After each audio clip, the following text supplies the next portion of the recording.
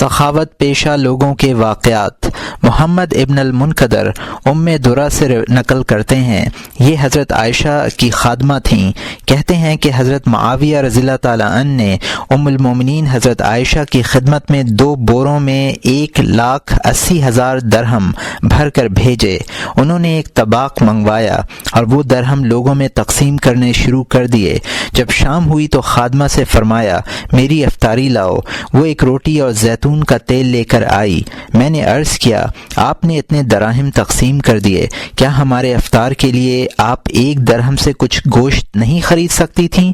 فرمایا اگر تم مجھے یاد دلا دیتی تو میں خرید لیتی، اب تو تمام درہم ختم ہو گئے۔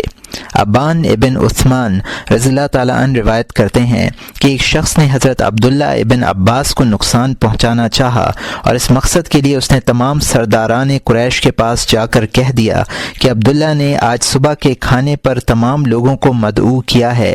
تمام سرداروں نے دعوت قبول کی اور مقررہ وقت پر عبداللہ ابن عباس کے گھر میں جمع ہو گئے، یہاں تک کہ گھر میں تل رکھنے کی جگہ بھی باقی نہیں رہی۔ انہوں نے آنے کا مقصد دریافت کیا۔ لوگوں نے بتلایا فلاں شخص کے ذریعے تمہاری دعوت ملی تھی، ہم کھانے کے لیے آئے ہیں۔ آپ نے یہ سن کر میوہ خریدا اور مہمانوں کے سامنے رکھ دیا اور کچھ لوگوں کو حکم دیا کہ وہ کھانا پکائیں۔ ابھی لوگ میوے سے شغل کر رہے تھے کہ دسترخوان بچھ گئے اور کھانا چن دیا گیا۔ جب سب لوگ فارغ ہو گئے آپ نے اپنے منتظمین سے دریافت کیا کہ جتنا روپیہ آج کی دعوت پر خرچ ہوا ہے کیا ہم ہر روز اس قدر خرچ کر سکتے ہیں؟ انہوں نے کہا اتنا سرمایہ موجود ہے۔ حکم دیا یہ دعوت ہر روز اسی طرح ہونی چاہیے۔ تمام سرداروں سے کہہ دو کہ وہ صبح کا کھانا عبداللہ ابن عباس کے گھر کھایا کریں۔ مصعب ابن زبیر رضی اللہ تعالیٰ عنہ روایت کرتے ہیں کہ حضرت معاویہ رضی اللہ تعالیٰ عنہ حج کے لیے تشریف لے گئے۔ واپسی میں مدینہ منورہ پہنچے۔ ان کی آمد کی خبر سن کر حضرت حسین رضی اللہ تعالیٰ عنہ نے اپنے بھائی حضرت حسن رضی اللہ عنہ سے کہا کہ تم ان سے ملنے کے لیے نہ جانا، اگر کہیں مل جائیں تو انہیں سلام نہ کرنا۔ جب وہ مدینہ منورہ سے رخصت ہو گئے تو حضرت حسن رضی اللہ عنہ نے فرمایا معاویہ کا ہم پر ایک قرض ہے، ہم اس قرض کی ادائیگی کے لیے ان سے ضرور ملیں گے۔ چنانچہ وہ ایک اونٹنی پر سوار ہو کر چلے۔ راستے میں کہیں پڑاؤ پر ملاقات ہو گئی۔ حضرت حسن رضی اللہ عنہ نے اپنی آمد کی غرض سے آگاہ کیا۔ اسی دوران کچھ لوگ ایک اونٹنی ہنکاتے ہوئے لائے، اس پر 80,000 درہم لدے ہوئے تھے اور وہ اتنے بوجھ کو متحمل نہیں ہو پا رہی تھی۔ حضرت معاویہ نے حکم دیا کہ یہ اونٹنی اور اس پر لدے ہوئے تمام دراہم حضرت حسن رضی اللہ عنہ کے گھر پہنچا دیے جائیں۔ واقد ابن محمد الواقدی اپنے والد سے نقل کرتے ہیں کہ میں نے مامون کی خدمت میں ایک درخواست پیش کی۔ اس میں لکھا ہوا تھا کہ مجھ پر قرض بہت زیادہ ہو گیا ہے، اب میں قرض کی زیادتی کے باعث ہونے والی اذیت پر صبر نہیں کر سکتا۔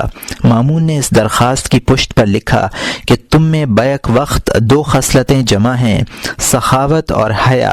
سخاوت کی خصلت نے تمہارے ہاتھ خالی کر دیے ہیں اور حیا کے باعث تم نے اب تک اپنی پریشانیوں کو ہم سے مخفی رکھا۔ میں تمہیں 1,00,000 درہم دیتا ہوں، اگر تمہارا دل چاہے تو اپنے ہاتھوں کو اور کشادہ کرو اور لوگوں پر انعامات میں توسع کرو، ورنہ غلطی خود تمہاری ہوگی۔ تم نے اس وقت جب کہ تم خلیفہ ہارون رشید کی طرف سے قاضی تھے مجھ سے یہ حدیث بیان کی تھی کہ محمد ابن اسحاق زہری سے اور وہ حضرت انس رضی اللہ عنہ سے روایت کرتے ہیں کہ سرکار دو عالم صلی اللہ علیہ وسلم نے زبیر ابن عوام رضی اللہ عنہ سے ارشاد فرمایا یا زبیر اعلم ان مفاتیح ارزاق العباد بازاء العرش یبعث اللہ عز وجل الى كل عبد بقدر نفقت فمن کثر کثر له ومن قلل قلل له۔ یہ طبرانی کی حدیث ہے۔ اے زبیر یاد رکھو بندوں کے رزق کی کنجیاں عرش کے مقابل ہیں۔ اللہ تعالی ہر شخص کو اس کے خرچ کے مطابق رزق عطا کرتا ہے، جو زیادہ خرچ کرتا ہے اسے زیادہ ملتا ہے اور جو کم خرچ کرتا ہے اسے کم ملتا ہے۔ تم یہ بات مجھ سے زیادہ جانتے ہو۔ واقدی کہتے ہیں بخدا مامون کا مجھے حدیث یاد دلانا اس مال سے بہتر تھا جو 1,00,000 درہم کی صورت میں اس نے مجھے عطا کیا تھا۔ ایک شخص نے حضرت حسن ابن علی رضی اللہ عنہ سے کچھ مانگا۔ آپ نے ارشاد فرمایا تم نے مجھ سے سوال کیا، اس کا بہت بڑا حق ہے، لیکن میری سمجھ میں نہیں آتا میں تمہیں کیا دوں۔ تم جس کے مستحق ہو وہ میری استطاعت سے باہر ہے۔ اللہ کی راہ میں بہت دینا بھی تھوڑا ہے۔ میری ملکیت میں اتنا سرمایہ موجود نہیں ہے جو تمہارا حق ادا کر سکے۔ البتہ اگر تم وہ تھوڑا بہت مال جو میرے پاس موجود ہے قبول کر لو تو میں تکلف و اہتمام اور مزید سرمایہ مہیا کرنے کی مشقت سے بچ جاؤں گا۔ سائل نے عرض کیا اے ابن رسول، جو آپ دیں گے میں بصد شکر اسے قبول کروں گا، اور اگر آپ دینے سے انکار کریں گے تو میں آپ کو مجبور و معذور سمجھ کر اصرار کرنے سے گریز کروں گا۔ آپ نے اپنے مالی منتظم کو بلا کر دریافت کیا کہ اس وقت ہمارے پاس کتنا مال موجود ہے۔ اس نے آمد و صرف کا حساب کیا اور 3,00,000 درہم میں سے بچے ہوئے 50,000 درہم لا کر پیش کر دیے۔ آپ نے منتظم سے پوچھا 500 درہم بھی تو تھے، وہ کیا ہوئے؟ منتظم نے وہ بھی لا کر رکھ دیے۔ آپ نے سائل سے فرمایا اب مزدور کو بلاؤ تاکہ وہ یہ مال تمہارے گھر پہنچا سکے۔ وہ مزدور لے کر آیا۔ آپ نے ان کی مزدوری ادا کرنے کے لیے سائل کو ایک چادر بھی عطا فرمائی۔ آپ کے متعلقین نے عرض کیا اب ہمارے پاس کچھ باقی نہیں رہا ہے۔ فرمایا مجھے یقین ہے کہ اس عمل کا بڑا اجر و ثواب ہوگا۔ بصرے کے چند قرا حضرت عبداللہ ابن عباس رضی اللہ عنہ کی خدمت میں حاضر ہوئے۔ آپ ان دنوں بصرے کے حاکم تھے۔ انہوں نے عرض کیا کہ ہمارے پڑوس میں ایک شب زندہ دار عابد رہتے ہیں، ہم میں سے ہر شخص ان جیسا بننے کی تمنا رکھتا ہے۔ انہوں نے ایک مفلس شخص سے اپنی بیٹی کی شادی طے کر دی ہے، لیکن وہ اپنی غربت و افلاس کے باعث اس فریضے کی ادائیگی کے اخراجات کے متحمل نہیں ہو سکیں گے۔ حضرت عبداللہ ابن عباس رضی اللہ عنہ یہ سن کر اٹھے اور ان سب کو اپنے گھر لے گئے۔ ایک صندوق کھولا، اس میں 6 تھیلیاں رکھی ہوئی تھیں۔ آپ نے قرا سے فرمایا کہ یہ تھیلیاں لے جاؤ۔ پھر فرمایا ٹھہرو، یہ کوئی اچھی بات نہ ہوگی کہ ہم ایک شخص کی عبادت میں خلل ڈالیں۔ چلو ہم چلتے ہیں، ان کا ہاتھ بٹائیں گے۔ کیا ہم اولیاء اللہ کی اتنی خدمت بھی نہیں کر سکتے؟ روایت یہ ہے کہ عبدالحمید ابن سعد کے دور حکومت میں مصر کو شدید خشک سالی سے دوچار ہونا پڑا۔ انہوں نے کہا خدا کی قسم میں شیطان کو اچھی طرح باور کرا دوں گا کہ میں اس کا دشمن ہوں۔ جب تک قیمتیں اعتدال پر نہ آ گئیں اور ضروری اشیاء معمول کے مطابق نہ ملنے لگیں، لوگوں کی ضرورتیں پوری کرتے رہے، یہاں تک کہ جب اپنے منصب سے معزول ہوئے تو ان کے ذمے مصر کے تاجروں کے 10,00,000 درہم باقی تھے۔ انہوں نے اپنی بیویوں کے تمام زیورات جن کی مالیت 5 کروڑ تھی رہن رکھ دی، اور جب 10,00,000 درہم کے عوض یہ زیورات چھڑائے نہ جا سکے تو اپنے تاجروں کو لکھا کہ وہ زیورات فروخت کر کے اپنی رقم وصول کر لیں اور باقی رقم ان لوگوں کو دے دیں جنہیں میں اپنے دور حکومت میں کچھ نہ دے سکا۔ ابو طاہر ابن کثیر شیعہ تھا۔ کسی سائل نے اس سے حضرت علی رضی اللہ تعالیٰ عنہ کا واسطہ دے کر کوئی باغ مانگا۔ اس نے کہا میں نے تجھے وہ باغ بھی دیا جو تو مانگ رہا ہے، اور اس کے پہلو میں واقع باغ بھی۔ یہ دوسرا باغ پہلے کے مقابلے میں کہیں زیادہ وسیع اور سرسبز و شاداب تھا۔ ابو مرشد ایک سخاوت پیشہ شخص تھا۔ کسی شاعر نے اس کی مدح میں کچھ اشعار نظم کیے۔ اس نے شاعر سے کہا اس وقت میرے پاس تجھے دینے کے لیے کچھ نہیں ہے، صرف ایک تدبیر ہے، اور وہ یہ کہ قاضی کی عدالت میں مجھ پر 10,000 درہم کا دعویٰ کر، میں اقبال دعویٰ داخل کروں گا۔ اس جرم میں قاضی مجھے قید کر دے گا اور میرے گھر والے 10,000 درہم دے کر مجھے آزاد کرا لیں گے۔ شاعر نے ایسا ہی کیا۔ شام سے پہلے ابو مرشد کے اہل خاندان نے 10,000 درہم ادا کر کے قید سے رہائی دلا دی۔ معن ابن زائدہ جن دنوں عراقین کے گورنر کی حیثیت سے بصرے میں مقیم تھے، ایک شاعر مدتوں ان کی خدمت میں باریابی کے لیے کوشاں رہا، لیکن ملاقات نہ ہو سکی۔ ایک روز اس نے کسی خادم سے کہا کہ جب امیر باغ میں تشریف لے جائیں مجھے بتلا دینا۔ ایک دن معن ابن زائدہ باغ میں گئے۔ شاعر نے ایک لکڑی پر شعر کندہ کیا اور اسے نہر میں ڈال دیا۔ معن ابن زائدہ نہر کے سرے پر کھڑے ہوئے تھے، جب وہ لکڑی قریب آئی تو آپ نے اسے اٹھا لیا۔ اس پر یہ شعر لکھا ہوا تھا: یا جود معن ناجا معنا حاجتی فما لی الی معنا سواک شفیع۔ اے معن کی سخاوت، تو ہی معن سے میری حاجت کہہ دے، تیرے علاوہ کوئی میرا سفارشی نہیں ہے۔ معن نے اس شاعر کو بلایا جس نے شعر کے ذریعے اپنی حاجت پیش کرنے کی جسارت کی اور اسے 1,00,000 درہم عطا کیے۔ شاعر یہ سوچ کر دوبارہ ان کے پاس نہیں آیا کہ کہیں وہ اپنی رقم واپس نہ لے لیں۔ تیسرے دن امیر کو اس شاعر کا خیال آیا۔ دریافت کرنے پر پتہ چلا کہ وہ اسی دن سے غائب ہے جس دن اسے 1,00,000 درہم ملے تھے۔ معن نے کہا: بخدا اس کا حق یہ تھا کہ ہم اسے اس وقت تک دیتے رہتے جب تک ہمارے گھر میں 1 درہم بھی باقی رہتا۔ ابو الحسن مدائنی نقل کرتے ہیں کہ حضرت حسن رضی اللہ عنہ اور حضرت حسین رضی اللہ عنہ اور عبداللہ ابن جعفر رضی اللہ عنہ حج کے ارادے سے عازم سفر ہوئے۔ راستے میں بار برداری کے جانوروں سے بچھڑ گئے تو انہیں بھوک اور پیاس نے ستایا۔ اسی دوران ان کا گزر کسی بوڑھی عورت کے پاس سے ہوا۔ وہ اپنی کٹیا میں تنہا تھی۔ ان لوگوں نے بڑھیا سے پوچھا: پینے کے لیے کچھ ہے؟ اس نے کہا ہے، اور کٹیا کے ایک گوشے میں بندھی ہوئی بکری کی طرف اشارہ کر دیا جو انتہائی لاغر تھی۔ مقصد یہ تھا کہ اس کا دودھ نکال کر پی لو۔ جب دودھ پی لیا تو بھوک کا خیال آیا۔ انہوں نے بڑھیا سے کھانے کے بارے میں پوچھا۔ بڑھیا نے کہا: میرے پاس صرف یہ ایک بکری ہے جس سے تم اپنی بھوک مٹا سکتے ہو۔ اگر تم میں سے کوئی یہ بکری ذبح کر دے تو میں اسے پکا دوں گی۔ چنانچہ ان تینوں حضرات میں سے ایک نے بکری ذبح کی۔ بڑھیا نے ان کے لیے گوشت بھونا۔ ان حضرات نے کھانا کھایا، کچھ دیر آرام کیا۔ شام کے وقت رخصت ہونے لگے تو ان لوگوں نے بڑھیا سے کہا کہ ہم قریشی ہیں، حج کے ارادے سے نکلے ہیں۔ اگر ہماری واپسی سلامتی کے ساتھ ہوئی تو تم ہمارے پاس آنا، ہم تمہارے ساتھ اچھا سلوک کریں گے۔ رات کو بڑھیا کا شوہر واپس آیا تو اس نے مہمانوں کی آمد اور بکری کے ذبح کا قصہ سنایا۔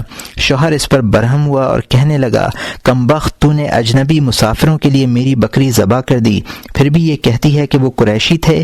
راوی کہتے ہیں کہ عرصہ دراز کے بعد وہ دونوں کسی ضرورت سے مدینہ منورہ آئے اور وہیں رہنے لگے۔ انہوں نے اونٹ کی مینگنیوں کو ذریعہ معاش بنایا، دن بھر سڑکوں سے اٹھاتے اور شام کو فروخت کر دیتے۔ ایک روز بڑھیا مدینے کی گلیوں میں گھومتی پھر رہی تھی۔ حضرت حسن رضی اللہ عنہ اپنے گھر کے باہر تشریف فرما تھے۔ انہوں نے بڑھیا کو پہچان لیا لیکن اس نے نہیں پہچانا۔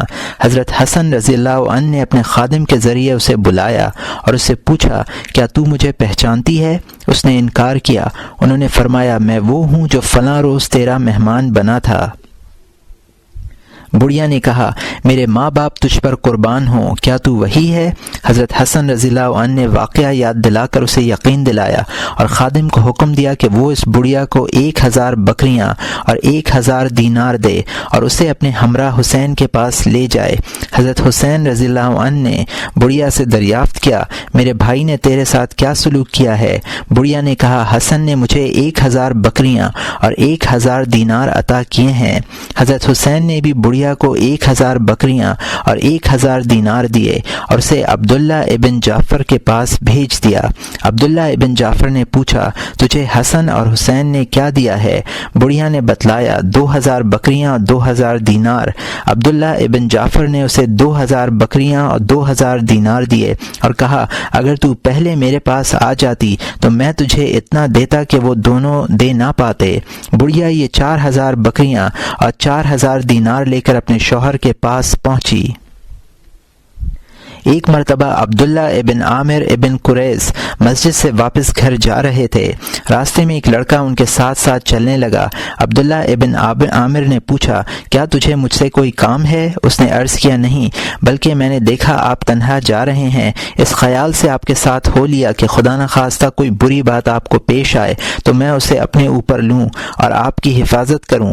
عبداللہ ابن عامر اس لڑکے کا ہاتھ پکڑ کر اپنے گھر لے گئے اور اسے ان توصیفی کلمات کے ساتھ 1000 دینار عطا کیے کہ تیرے بڑوں نے تجھے حسن ادب کے زیور سے آراستہ کیا ہے۔ کچھ لوگ طویل سفر کے بعد ایک مشہور سخی کی قبر پر پہنچے اور رات کو وہاں قیام کیا۔ ان میں سے ایک نے صاحب قبر کو خواب میں دیکھا کہ وہ اس سے کہہ رہا ہے کہ اگر تم اپنے اونٹ کے عوض میرا گھوڑا لے لو تو میں تم لوگوں کی ضیافت کروں۔ اس شخص نے خواب میں اونٹ کے بدلے گھوڑا لینے پر رضامندی ظاہر کی۔ آنکھ کھلی تو دیکھا کہ اونٹ کی گردن سے خون بہہ رہا ہے۔ وہ جلدی سے اٹھا، اونٹ ذبح کیا اور اس کا گوشت قافلے کے لوگوں میں تقسیم کر دیا۔ جب یہ لوگ واپس ہوئے تو انہیں راستے میں چند سوار ملے جو اسی قافلے کی تلاش میں تھے۔ انہوں نے پوچھا کیا تم لوگوں میں اس نام کا شخص بھی ہے؟ ان لوگوں نے اسی شخص کا نام لیا جس نے اونٹ ذبح کیا تھا۔ اس نے کہا یہ میرا نام ہے، کہو کیا کہنا چاہتے ہو؟ انہوں نے کہا کہ تم نے فلاں مردہ شخص کو کچھ فروخت کیا ہے؟ اس نے کہا ہاں، لیکن یہ معاملہ خواب میں ہوا ہے۔ آنے والوں میں سے ایک نے کہا وہ میرے والد ہیں، انہوں نے مجھے خواب میں حکم دیا ہے کہ میں یہ گھوڑا تم تک پہنچا دوں۔ ایک قریشی اپنے تجارتی سفر سے واپس لوٹ رہا تھا کہ راستے میں اسے ایک عرب ملا جسے مفلسی اور بیماری کی شدت نے اپاہج کر دیا تھا۔ اس نے راہ خدا میں کچھ دینے کی التجا کی۔ قریشی نے اپنے نوکر سے کہا کہ جو کچھ اخراجات سے باقی بچا ہو وہ سب اس سائل کو دے دو۔ نوکر نے 4000 درہم اس کی گود میں ڈال دیے۔ اس نے انہیں اٹھانا چاہا لیکن ضعف کی وجہ سے اٹھا نہ سکا۔ اس کی آنکھوں سے بے اختیار آنسو بہہ پڑے۔ قریشی نے پوچھا کیا تم اس مال کو کم سمجھ رہے ہو؟ سائل نے کہا نہیں، میں اس لیے رو رہا ہوں کہ زمین تمہارے کرم کو بھی کھا جائے گی۔ عبداللہ ابن عامر نے خالد ابن عقبہ ابن ابی معیط سے ان کے گھر 90,000 درہم میں خریدا۔ جب رات آئی تو عبداللہ ابن عامر نے سنا کہ خالد کے گھر والے آہو بکا کر رہے ہیں۔ انہوں نے اپنے اہل خانہ سے ان کے رونے کی وجہ دریافت کی۔ گھر والوں نے بتلایا کہ انہیں اپنے اس گھر کی جدائی کا غم ہے۔ عبداللہ ابن عامر نے خالد کے گھر والوں کو بلایا اور کہا کہ یہ گھر بھی تمہارا ہے اور 90,000 درہم بھی تم ہی رکھو۔ روایت ہے کہ ہارون رشید نے مالک ابن انس رحمۃ اللہ علیہ کی خدمت میں 500 دینار روانہ کیے۔ لیث ابن سعد رحمۃ اللہ علیہ کو اس کی اطلاع ہوئی تو انہوں نے 1000 دینار پیش کیے۔ ہارون رشید نے لیث ابن سعد سے کہا کہ تم ہماری رعایا میں سے ہو، پھر تم نے ہمیں ہمارے 500 دینار کے مقابلے میں 1000 دینار بھیجنے کی جرت کیسے کی؟ لیث نے کہا امیر المومنین، مجھے غلے کی تجارت سے روزانہ جو آمدنی ہوتی ہے وہ کم و بیش 1000 دینار ہے، لہٰذا مجھے اس بات سے شرم آئی کہ میں اپنی ایک دن کی آمدنی سے کم پیش کروں۔ لیث ابن سعد کی سخاوت مشہور ہے، یہی وجہ ہے کہ 1000 دینار یومیہ آمدنی کے باوجود کبھی ان پر زکوٰۃ فرض نہیں ہوئی۔ یہ بھی بیان کیا جاتا ہے کہ ایک عورت نے لیث ابن سعد رحمۃ اللہ علیہ سے تھوڑا سا شہد مانگا، انہوں نے اسے پورا مشکیزہ عطا کر دیا۔ کسی نے عرض کیا وہ تو تھوڑے پر قانع تھی، جواب دیا اس نے اپنی ضرورت کے بقدر سوال کیا ہے، ہم نے ان نعمتوں کے مطابق عطا کیا ہے جو اللہ نے ہمیں دے رکھی ہے۔ لیث ابن سعد ہر صبح اس وقت تک کسی سے کوئی بات نہ کرتے تھے جب تک 360 مسکینوں کو صدقہ نہ دے دیتے۔ عامش کہتے ہیں کہ میری ایک بکری بیمار ہو گئی۔ خیثمہ ابن عبد الرحمن ہر روز صبح و شام اسے دیکھنے کے لیے آتے اور پوچھتے آیا اس نے گھاس کھائی ہے یا نہیں، نیز بچے بغیر دودھ کے کیسے صبر کر لیتے ہیں۔ چلتے وقت وہ میرے گدے کے نیچے کچھ رکھ دیتے اور یہ کہہ کر رخصت ہو جاتے کہ جو کچھ ملے وہ لے لینا۔ بکری چند روز بیمار رہی، اس عرصے میں میرے پاس 300 دینار جمع ہو گئے۔ میں یہ تمنا کرنے لگا کاش یہ بکری بیمار ہی رہے۔ عبد المالک ابن مروان نے اسما ابن خارجہ سے کہا کہ مجھے تمہاری چند خصوصیات کا علم ہوا ہے، میں تمہاری زبان سے ان کی تفصیل سننا چاہتا ہوں۔ اسما نے عرض کیا امیر المومنین، اگر آپ کسی دوسرے کی زبان سے سنیں تو زیادہ بہتر ہوگا۔ عبد المالک نے قسم دے کر اصرار کیا کہ تم خود ہی بتلاؤ۔ اسما نے کہا اے امیر المومنین، میں نے کبھی اپنے ہمنشین کے سامنے پاؤں نہیں پھیلائے۔ اگر کبھی میں نے لوگوں کو کھانے پر مدعو کیا اور انہوں نے اسے احسان احسان سمجھا تو اس سے بڑا احسان میں نے اپنی ذات پر سمجھا کہ انہوں نے دعوت قبول کی۔ اگر میں نے کسی سائل کو کچھ دیا تو وہ اسے زیادہ نہیں سمجھا، خواہ وہ کتنا ہی زیادہ رہا ہو۔ سعید ابن خالد نہایت فراخ دست سخی تھے۔ ان کے بارے میں مشہور تھا کہ اگر وہ سائل کو کچھ نہ دے پاتے تو اسے ایک دستاویز لکھ کر دیتے کہ جب بھی مجھے کہیں سے روپیہ ملے گا میں تجھے دے دوں گا۔ ایک روز یہ سلیمان ابن عبد الملک کے پاس آئے۔ سلیمان نے آنے کی وجہ دریافت کی۔ کہنے لگے مجھ پر 3000 دینار کا قرض ہے۔ سلیمان نے انہیں 60,000 دینار عطا کیے 30,000 قرض کی ادائیگی کے لیے اور 30,000 عطا کے طور پر۔ سلیمان نے یہ شعر پڑھا، انی سمعت مع الصباح منادیہ یا من یعین علی الفتى المعوان۔ میں نے صبح ایک منادی کرنے والے کو یہ کہتے ہوئے سنا تھا، اے وہ شخص جو انتہائی مددگار، جو ان کی امداد کرے۔ قیس ابن سعد عبادہ بیمار ہوئے۔ ان کے بہت سے احباب و اقارب عیادت کے لیے نہیں آئے۔ انہوں نے نہ آنے کی وجہ دریافت کی۔ لوگوں نے بتلایا کہ انہوں نے تم سے قرض لے رکھا ہے، ادائیگی نہ کرنے کی وجہ سے وہ شرمندہ ہیں اور تمہارا سامنا کرنے سے کتراتے ہیں۔ قیس نے کہا، خدا اس مال کو ذلیل کرے، یہ بھائیوں کو آپس میں ملنے بھی نہیں دیتا۔ اس کے بعد انہوں نے یہ اعلان کرا دیا کہ جس کے ذمے بھی قیس ابن سعد کا کچھ ہے وہ معاف ہے۔ یہ اعلان سن کر اتنی کثرت سے لوگ عیادت کے لیے آئے کہ ان کے گھر کی سیڑھی بھی ٹوٹ گئی۔ اسحاق رحمۃ اللہ علیہ کہتے ہیں، میں نے ایک مقروض کی تلاش میں کوفے کی مسجد اشعث میں نماز فجر ادا کی۔ نماز کے بعد کسی نے میرے سامنے کپڑوں کا ایک جوڑا اور جوتے لا کر رکھے۔ میں نے اس سے کہا، میں اس مسجد کا نمازی نہیں ہوں، اتفاق سے یہاں آ گیا ہوں۔ اس نے کہا، کوئی حرج نہیں، کل رات اشعث ابن قیس کندی مدینہ منورہ سے کوفے تشریف لائے ہیں۔ انہوں نے حکم دیا ہے کہ ہر نمازی کو ایک جوڑا کپڑے اور جوتے دیے جائیں۔ شیخ ابو سعید ہرکوشی نیشاپوری کہتے ہیں کہ میں نے محمد ابن محمد الحافظ سے سنا، وہ مجاور مکہ شافعی رحمۃ اللہ علیہ کے حوالے سے یہ واقعہ بیان کرتے تھے کہ مصر میں ایک شخص تھا جو فقراء اور ضرورت مندوں کے لیے چندہ کر دیا کرتا تھا۔ ایک روز ایک شخص اس کے پاس آیا اور کہنے لگا کہ میرے ہاں بچہ ہوا ہے اور میرے پاس ایک پھوٹی کوڑی بھی نہیں ہے۔ وہ شخص اپنی عادت کے مطابق اٹھا اور سائل کو ساتھ لے کر مختلف لوگوں کے پاس پہنچا، مگر سب نے معذرت کر دی۔ آخر میں وہ ایک قبر پر آ کر بیٹھ گیا اور صاحب قبر سے کہنے لگا، تو زندگی میں بڑا سخی تھا، آج میں بہت سے لوگوں کے پاس اس شخص کی ضرورت لے کر پہنچا لیکن سب نے انکار کر دیا۔ یہ کہہ کر اس نے ایک دینار نکالا، اسے توڑا، نصف خود رکھا اور نصف سائل کو بطور قرض دیا۔ رات میں اسی مرحوم سخی کی زیارت ہوئی جس کی قبر پر شکوہ لے کر گیا تھا۔ اس نے کہا، تم آج مجھ سے مخاطب تھے، ہمیں جواب دینے کی اجازت نہیں، ورنہ میں اسی وقت تمہاری ضرورت پوری کر دیتا۔ تم میرے گھر جاؤ اور میرے بچوں سے کہو کہ فلاں چولہے کے نیچے سے زمین کھودیں، وہاں انہیں 500 دینار ملیں گے، تم وہ 500 دینار لے کر سائل کو دے دینا۔ یہ شخص اس کے گھر گیا اور خواب سنایا۔ گھر والوں نے زمین کھودی، واقعتاً وہاں 500 دینار موجود تھے۔ انہوں نے وہ تمام مال اسے لا کر دے دیا۔ اس نے کہا، بھائی یہ تمہارا مال ہے، تم رکھو، میرے خواب کا کیا اعتبار؟ اس نے کہا، ہمارے باپ نے مرنے کے بعد بھی سخاوت جاری رکھی، کیا ہم زندگی میں بھی اس سے محروم رہیں؟ یہ شخص یہ مال لے کر سائل کے پاس پہنچا، اسے واقعہ سنایا اور مال اس کے سامنے رکھ دیا۔ سائل نے ایک دینار لیا، اس کے 2 ٹکڑے کیے، آدھا خود رکھا، آدھے سے قرض ادا کیا اور باقی کے متعلق کہا، یہ تمام دینار فقراء میں تقسیم کرا دو۔ ابو سعید کہتے ہیں، میں نہیں جانتا کہ ان میں بڑا سخی کون تھا۔ روایت ہے کہ امام شافعی رحمۃ اللہ علیہ مرض الموت میں گرفتار ہوئے۔ وہ اس وقت مصر میں تھے۔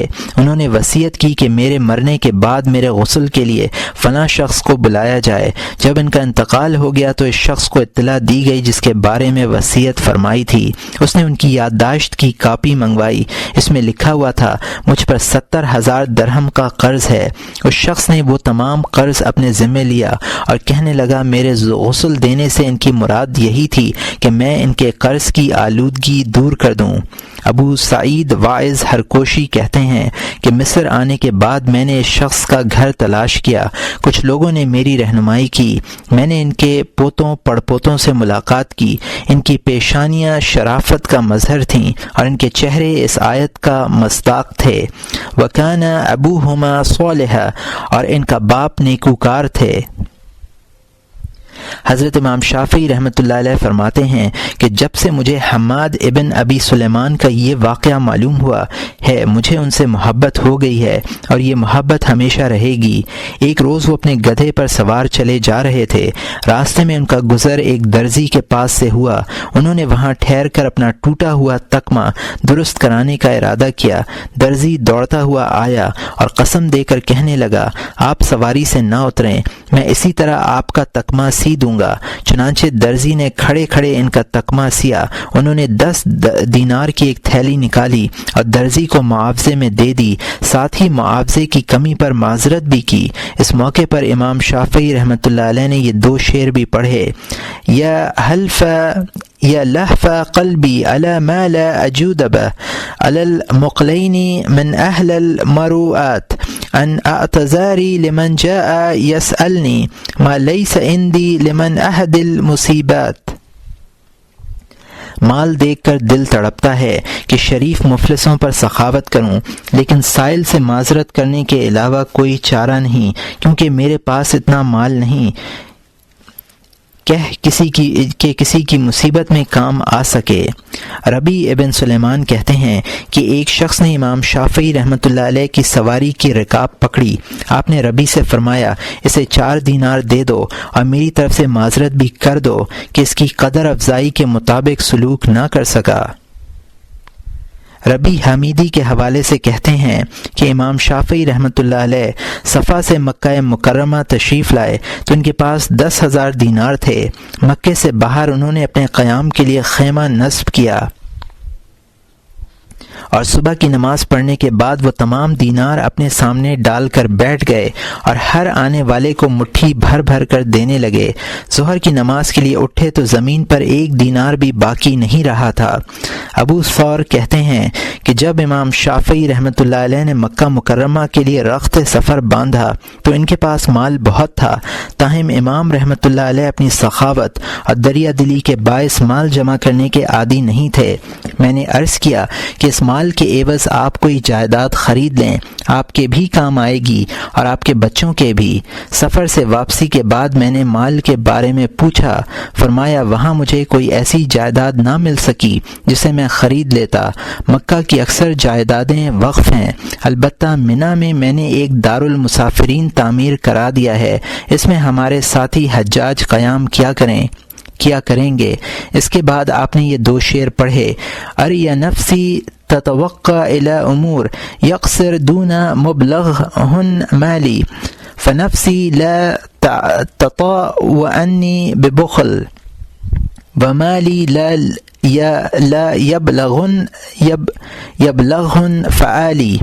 میرا دل بہت سے ایسے امور کی خواہش رکھتا ہے جن تک میرے مال کی رسائی نہیں، دل میرا بخل پر آمادہ نہیں اور میرا مال میرے افعال کا ساتھ نہیں دیتا۔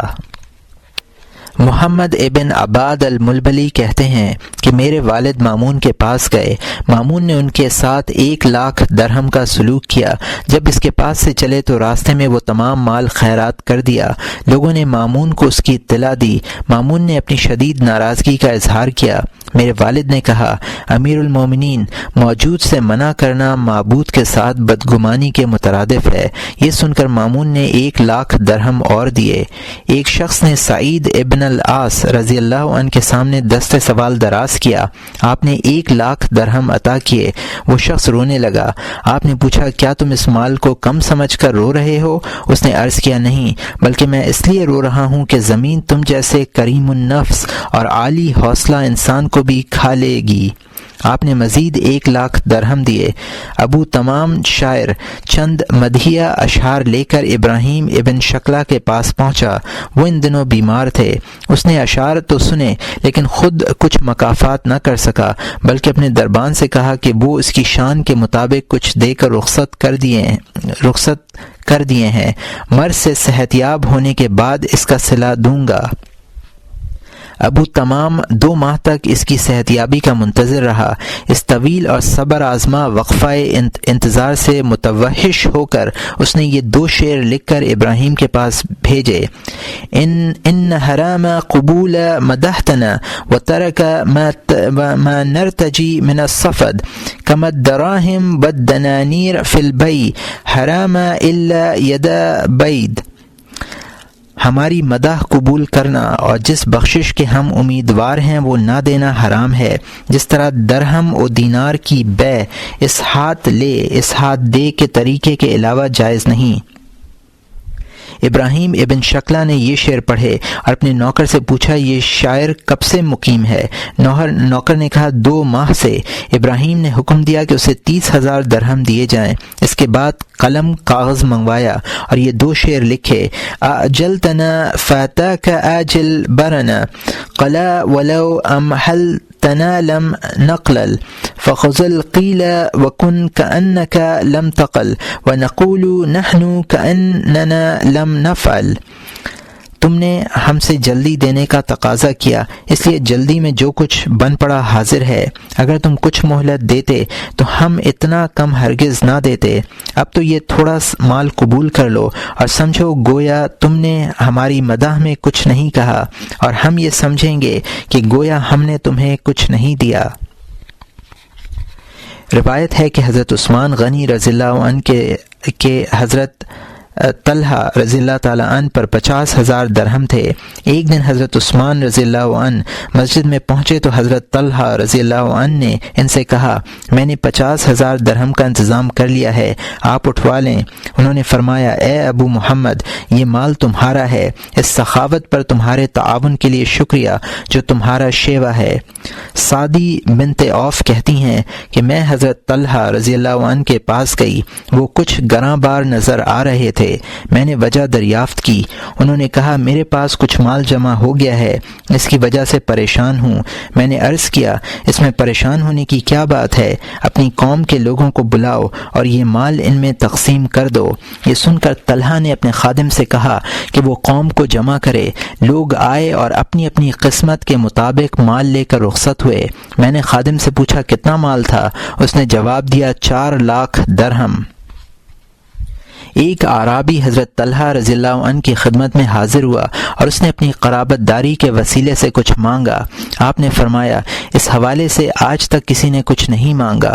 حضرت عثمان رضی اللہ عنہ نے میری ایک زمین کے 30 لاکھ درہم لگائے ہیں، اگر تم چاہو تو یہ زمین لے لو اور چاہو تو میں زمین ان کے ہاتھ فروخت کر دوں اور رقم تمہیں دے دوں۔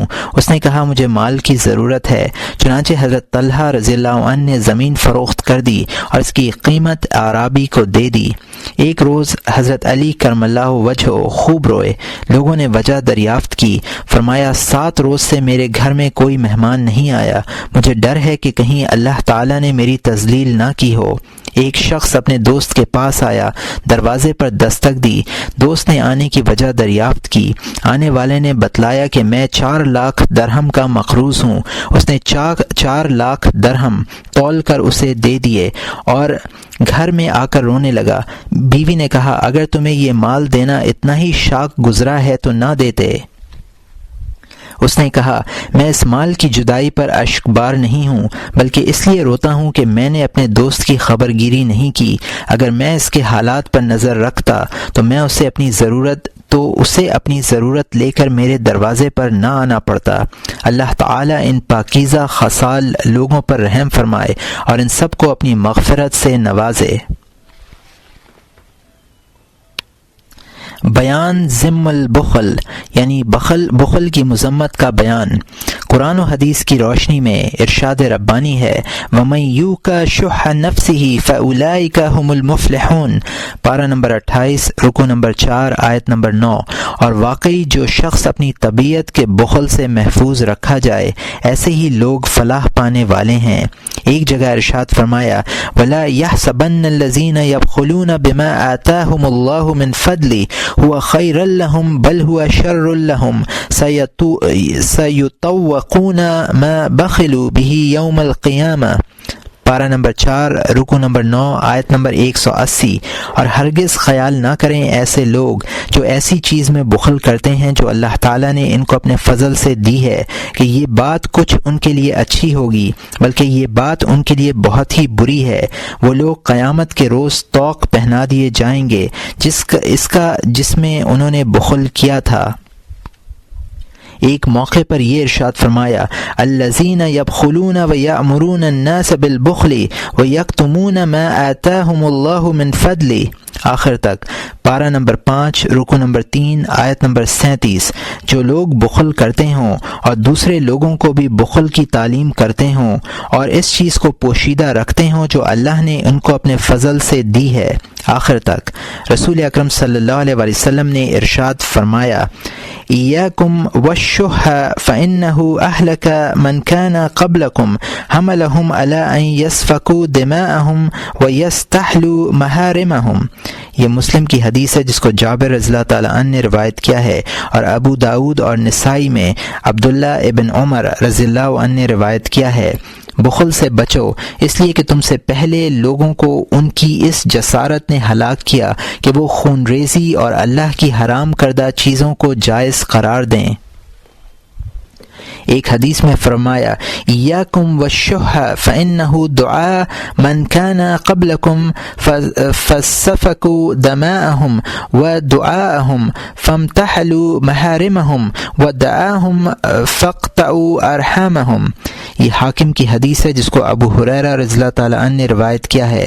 بخل سے بچو، اس لیے کہ تم سے پہلے لوگوں کو اس نے خون بہانے، اللہ کی حرام کردہ چیزوں کو حلال سمجھنے اور قطع رحم کرنے کی دعوت دی۔ ارشاد فرمایا، لا يدخل الجنت بخیل ولا خب ولا خائن ولا سیء الملک۔ یہ احمد کی حدیث ہے جس کو ابو بکر نے روایت کیا ہے۔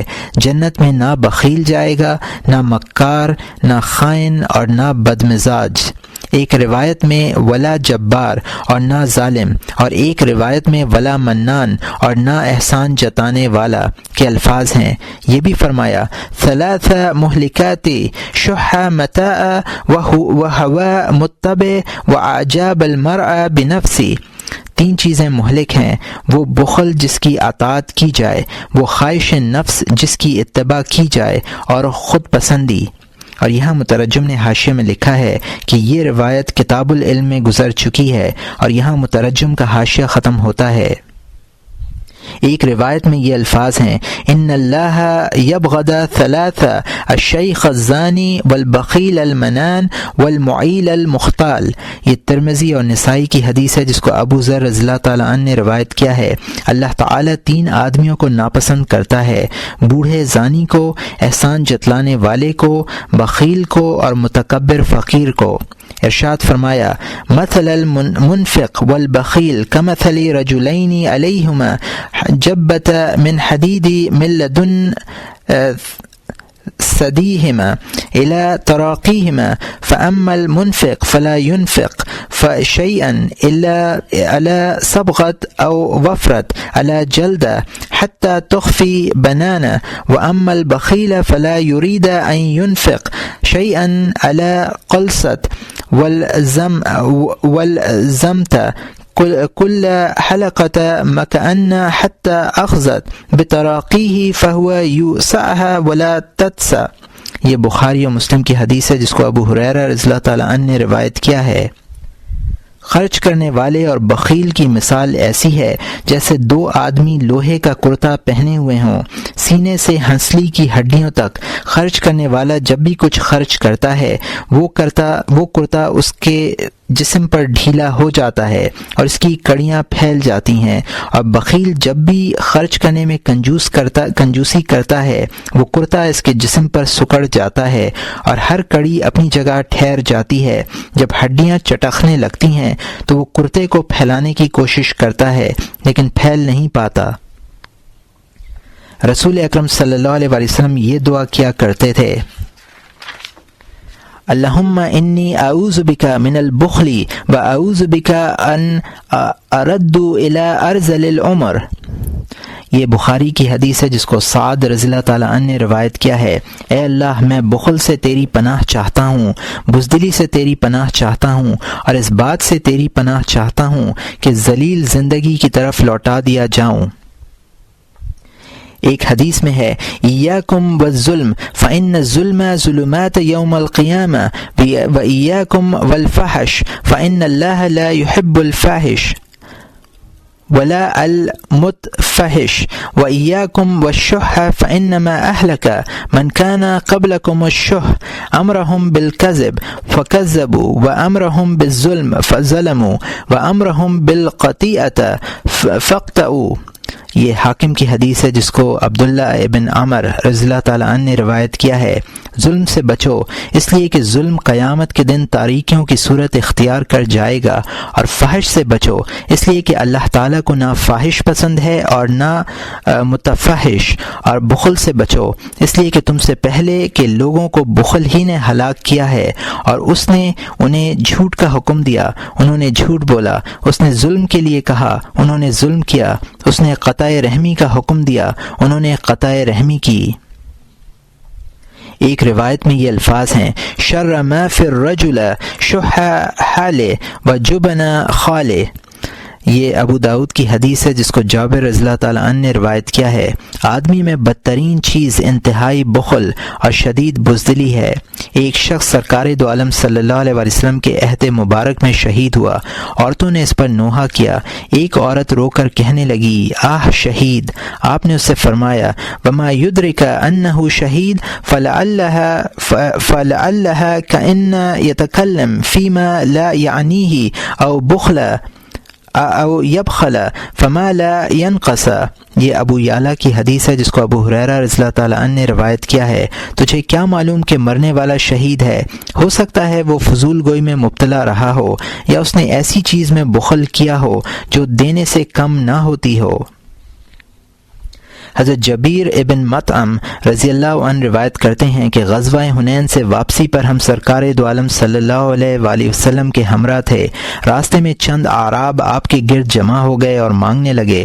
انہوں نے اس سلسلے میں اتنا اصرار کیا کہ آپ کو مجبوراً ببول کے درخت کے پیچھے پناہ لینی پڑی، اور آپ کے چادر خاردار شاخوں میں الجھ گئی۔ آپ نے کچھ دیر ٹھہر کر فرمایا اعطونی ردائی فہو الذی نفسی بیدہ لو كان لي عدد هذه الأذى نعم لقسمة بينهم ثم لا تجدوني بخيلا ولا كذابا ولا جبانا۔ یہ بخاری کی حدیث ہے۔ میری چادر مجھے دے دو، اس ذات کی قسم جس کے قبضے میں میری جان ہے، اگر میرے پاس ان کانٹوں کی تعداد کے مطابق بھی نعمتیں ہوں تو میں تم لوگوں میں تقسیم کر دوں، پھر نہ تم مجھے بخیل سمجھو، نہ جھوٹا اور نہ بزدل۔ حضرت عمر رضی اللہ تعالیٰ عنہ روایت کرتے ہیں کہ ایک بار آپ نے مال تقسیم فرمایا۔ میں نے عرض کیا کہ ان لوگوں کی بنسبت جن کو آپ نے مال عطا فرمایا ہے دوسرے لوگ زیادہ مستحق تھے۔ آپ نے ارشاد فرمایا انہم یخیرون بین ان یسألونی بالفحش او یبخلونی ولست بباخل۔ یہ مسلم کی حدیث ہے۔ انہیں اختیار ہے کہ وہ مجھے برا بھلا کہہ کر مجھ سے مانگ لیں یا مجھے بخیل کہیں، حالانکہ میں بخیل نہیں ہوں۔ حضرت ابو سعید الخدری رضی اللہ عنہ فرماتے ہیں کہ دو شخص سرکار دو عالم صلی اللہ علیہ وآلہ وسلم کی خدمت میں حاضر ہوئے۔ انہوں نے ایک اونٹ کی قیمت مانگی۔ آپ نے 2 دینار مرحمت فرمائے۔ باہر نکلے تو ان کی ملاقات حضرت عمر رضی اللہ عنہ سے ہوئی۔ انہوں نے حضرت صلی اللہ علیہ وآلہ وسلم کی تعریف کی اور ان کے سلوک کا شکریہ ادا کیا۔ حضرت عمر رضی اللہ عنہ آپ کی خدمت میں حاضر ہوئے تو ان 2 آدمیوں کا قول بھی نقل کیا۔ آپ نے ارشاد فرمایا لیکن فلان اعطیت ما بین 10 الى 100 ولم يقل ذلك وان احدكم يسألني فينطلق في مسالة متابطها وهي نار فقال عمر فلم تعطيهم ما هو نار فقال يأبون إلى ان یسألونی ویابی اللہ لی البخل، یہ احمد اور ابو یعلا اور بازار کی حدیث ہے اور بازار نحوہ کی حدیث ہے۔ لیکن فلاں شخص کو میں نے 10 اور 100 کے درمیان دینار دیے، لیکن اس نے نہ تعریف کی نہ شکریہ ادا کیا۔ تم میں سے بعض مانگنے آتے ہیں اور جب اپنی مانگ پوری کرا لیتے ہیں تو آگ لے کر لوٹتے ہیں۔ حضرت عمر نے عرض کیا، آپ آگ دیتے ہی کیوں ہیں؟ فرمایا، وہ مانگنے سے باز نہیں آتے اور اللہ میرے لیے بخل پسند نہیں فرماتا۔ حضرت ابن عباس رضی اللہ عنہ سے مروی ہے، وہ سرکار دو عالم صلی اللہ علیہ وآلہ وسلم کا یہ ارشاد نقل کرتے ہیں، الجود من جود اللہ تعالی فجود وایجد اللہ لکم الا ان اللہ عز وجل خلق الجود فجعلها في صورة شجرة وجعل راسخ في أصل شجرة طوبة وشد أغصانها بغصان سدرة المنتهى ودلا بعد أغصانها إلى الدنيا فمن تعلق بغصن منها أدخل الجنة ألا أن السخاء من الإيمان والإيمان في الجنة وخلق البخل من مقته وجعل راسخ في أصل شجرة الزقوم ودلا بعد أغصانها إلى الدنيا فمن تعلق بغصن منها أدخله النار ألا ابن البخل من الكفر والكفر في النار۔ یہ مسند الفردوس کی حدیث ہے۔ سخاوت اللہ تعالیٰ کی سخاوت کا پرتو ہے، تم سخاوت کرو، اللہ تم پر سخاوت فرمائے گا۔ اللہ نے سخاوت کو ایک درخت کی صورت میں پیدا کیا ہے، اس کی جڑ شجرہ طوبہ کی جڑ میں راسخ کی اور اس کی ٹہنیوں کو سدرۃ المنتہا کی شاخوں سے باندھا اور اس کی بعض شاخیں دنیا میں لٹکا دیں۔ جو شخص ان میں سے ایک شاخ پکڑ لیتا ہے جنت میں داخل ہو جاتا ہے۔ یاد رکھو، سخاوت ایمان کا جز ہے اور ایمان جنت میں جائے گا، اور اللہ نے بخل کو اپنے غصے سے پیدا کیا ہے اور اس کی جڑ کو شجرہ زقوم کی جڑ میں پیدا کیا ہے اور اس کی کچھ شاخیں دنیا میں بھی لٹکا دی ہیں۔ جو شخص اس کی کوئی شاخ پکڑ لیتا ہے دوزخ میں جاتا ہے۔ یاد رکھو، بخل کفر ہے اور کفر کا ٹھکانہ جہنم ہے۔ ایک روایت میں ہے، السخاء شجرۃ تنبت فی الجن فلا یلج الجنۃ الا سخا والبخل شجرۃ تنبت فی النار فلا یلج النار الا بخیل۔ یہ مسند الفردوس کی حدیث ہے جس کو علی رضی اللہ عنہ نے روایت کیا ہے۔ سخاوت ایک درخت ہے جو جنت میں اگتا ہے، اس لیے جنت میں صرف سخی ہی داخل ہوگا، اور بخل ایک درخت ہے جو دوزخ میں پیدا ہوتا ہے، اس لیے دوزخ میں صرف بخیل ہی جائے گا۔ روایات میں ہے کہ سرکار دو عالم صلی اللہ علیہ وآلہ وسلم نے بنی حبان کے وفد سے پوچھا، تمہارا سردار کون ہے؟ انہوں نے جواب دیا، ہمارا سردار جد ابن قیس ہے، لیکن اس میں کنجوسی کا مرض ہے۔ آپ نے فرمایا، بخل سے بڑھ کر کون سا مرض ہو سکتا ہے؟ تمہارا سردار جد ابن قیس نہیں بلکہ عمر ابن جموح ہے، اور یہ طبرانی صغیر کی حدیث ہے جس کو کعب ابن مالک رضی اللہ عنہ نے روایت کیا ہے۔ ایک روایت میں یہ الفاظ ہیں کہ ایک وفد کے ارکان نے آپ کے سوال کے جواب میں کہا، ہمارا سردار جد ابن قیس ہے۔ آپ نے ان سے پوچھا، تم کس بنا پر اسے اپنی سرداری کے لیے موضوع سمجھتے ہو؟ انہوں نے کہا، وہ ہم میں سب سے زیادہ مالدار ہے، لیکن وہ بخل کی تہمت سے بھی بری نہیں ہے۔ آپ صلی اللہ علیہ وآلہ وسلم نے فرمایا، یہ تو بہت بڑا مرض ہے، بخل سے بڑھ کر اور کیا مرض ہو سکتا ہے؟ وہ تمہارا سردار بننے کا اہل نہیں ہے۔ انہوں نے عرض کیا، تب ہم کسے اپنا سردار منتخب کریں؟ حضرت صلی اللہ علیہ وآلہ وسلم نے ارشاد فرمایا، تمہارا سردار بشر ابن البرا ہے۔ یہ حاکم کی حدیث ہے جس کو ابو ہریرہ رضی اللہ تعالیٰ عنہ نے روایت کیا ہے۔ حضرت علی رضی اللہ تعالیٰ عنہ روایت کرتے ہیں کہ سرکار دو عالم صلی اللہ علیہ وآلہ وسلم نے ارشاد فرمایا، ان اللہ یبغض البخیل فی حیاتہ السخی عند موتہ۔ یہ مسند الفردوس کی حدیث ہے۔ اللہ تعالیٰ اس شخص کو ناپسند کرتا ہے جو اپنی زندگی میں بخیل ہو اور موت کے وقت سخی ہو۔ اور یہاں مترجم نے حاشیے میں لکھا ہے کہ مجھے اس کی اصل نہیں ملی، اور یہاں مترجم کا حاشیہ ختم ہوتا ہے۔ حضرت ابو ہریرہ رضی اللہ تعالیٰ عنہ سے حضرت صلی اللہ علیہ وسلم کا یہ ارشاد مروی ہے، السخی الجہول احب الی اللہ من العابد البخیل۔ یہ ترمذی کی حدیث ہے۔ جاہل سخی اللہ کے نزدیک بخیل عبادت گزار سے زیادہ محبوب ہے۔ حضرت ابو ہریرہ رضی اللہ تعالیٰ عنہ حضرت صلی اللہ علیہ وسلم کا یہ ارشاد بھی نقل کرتے ہیں، الشح والایمان لا یجتمعان فی قلب عبد۔ یہ نسائی کی حدیث ہے۔ بخل اور ایمان بندے کے دل میں یکجا نہیں ہو سکتے۔ یہ بھی فرمایا، خصلتان لا یجتمعان فی مؤمن، البخل وسوء الخلق۔ یہ ترمذی کی حدیث ہے جس کو ابو سعید رضی اللہ تعالیٰ عنہ نے روایت کیا ہے۔ دو خصلتیں مومن میں جمع نہیں ہو سکتیں، بخل اور بد اخلاقی۔ ایک حدیث میں ارشاد فرمایا، لا ينبغي لمؤمن ان يكون بخیلا ولا جبانا۔ مومن کے لیے مناسب نہیں ہے کہ وہ بخیل یا بزدل ہو۔ اور یہاں مترجم نے حاشیے میں لکھا ہے کہ یہ روایت مجھے ان الفاظ میں نہیں ملی، اور یہاں مترجم کا حاشیہ ختم ہوتا ہے۔ ایک روایت ہے، سرکار دو عالم صلی اللہ علیہ وسلم نے ارشاد فرمایا، یقول قائلکم الشحی اعذر من الظالم وئی ظلم اظلم عند اللہ من الشح، حف اللہ تعالی بعزتہ وعظمتہ وجلالہ لا يدخل الجنہ شحی والبخیل۔ میں کہنے والا کہتا ہے، تم میں سے کہنے والا کہتا ہے، بخیل ظالم کی بنسبت معذور ہے، حالانکہ اللہ کے نزدیک بخل سے بڑھ کر کوئی ظلم نہیں ہے۔ اللہ نے اپنی عزت، عظمت اور جلالت کی قسم کھائی ہے کہ نہ جنت میں حریص جائے گا اور نہ بخیل۔ اور یہاں مترجم نے حاشیے میں لکھا ہے کہ یہ روایت اس تفصیل کے ساتھ کہیں نہیں ملی، البتہ ترمذی میں حضرت ابو بکر رضی اللہ تعالیٰ عنہ کی روایت اس مضمون کی موجود ہے اور وہ ابھی نقل ہوئی ہے، اور یہاں مترجم کا حاشیہ ختم ہوتا ہے۔ ایک روایت میں ہے کہ سرکار دو عالم صلی اللہ علیہ وسلم بیت اللہ کا طواف کر رہے تھے۔ آپ نے ایک شخص کو غلاف کعبہ سے لپٹ کر یہ دعا کرتے ہوئے سنا، اس گھر کے تقدس کے طفیل میرا گناہ معاف کر دیجئے۔ آپ نے اسے دریافت کیا، مجھے بتلا تیرا گناہ کیا ہے؟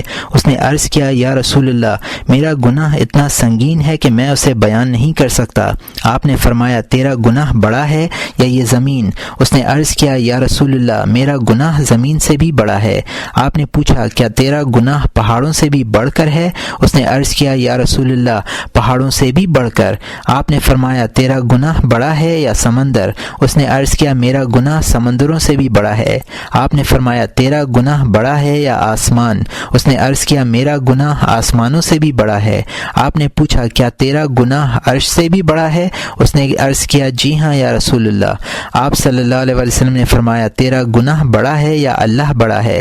اس نے عرض کیا، اللہ بلند تر اور اعلیٰ ہے۔ آپ نے فرمایا، تب پھر تو اپنا گناہ بیان کیوں نہیں کرتا؟ اس نے عرض کیا، یا رسول اللہ، میں ایک دولت مند آدمی ہوں، لیکن جب کوئی سائل میرے پاس آخر دست سوال دراز کرتا ہے تو ایسا لگتا ہے جیسے آگ کا کوئی دہکتا ہوا شعلہ میری آنکھوں کے سامنے آ گیا ہو۔